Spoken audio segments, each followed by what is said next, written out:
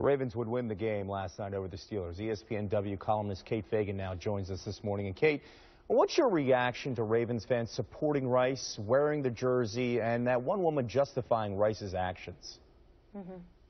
Well, I mean, I'm not surprised by it, and I'm certainly not going to go down the road of pitting women against women, because I think everybody who has an opinion about Ray Rice comes to that opinion through their own life experiences, and so it's really not going to move the conversation forward to judge those opinions. I think what we need to do is peel back and really talk about the culture that exists here within football and how much this story is really highlighting that. You look at Paul George's tweets yesterday that kind of created this gray area about whether domestic violence is wrong or not. And it seems to be a very black and white issue when you talk about, is violence against women right or wrong? I think most people would say it's wrong, and yet in this culture we've created this gray area where we justify the behavior, and we refuse, every time we do that, we refuse to actually look in the mirror and figure out why this is happening. I mean, the numbers from the World Health Organization right now, almost 40% of women murdered in the world are murdered by intimate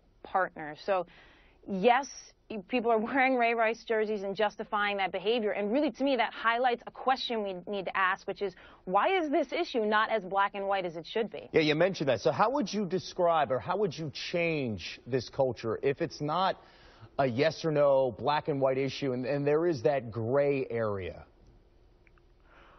Well, I think right now we're talking so much about firing Goodell or punishments. You know, should it be a 3-game, a 2-game, a 6-game, a full-year ban? But I think that's a little reactive and not proactive. I mean, domestic violence is something that happens in anger, in the moment, and it's very unlikely that perpetrators of domestic violence are worried about whether it's going to be a 2, a 6, or a 12-game suspension. This is behavior that is happening at the grassroots level that is born through years of our culture, like raising men to want to not be like women and using language like sissy and you throw like a girl that demean women. These are all contributing factors, and I think if we want to hold the NFL's feet to the fire over this issue, we shouldn't be looking at the number of game suspension, because I don't really think that's going to change the problem. I think holding the NFL's feet to the fire should mean getting them to throw the kitchen sink at domestic violence, to invest millions of dollars in grassroots organizations, in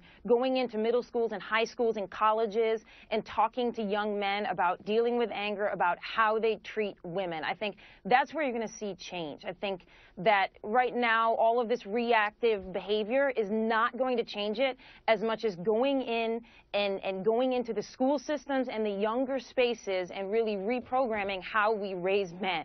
Kate, on the NFL level,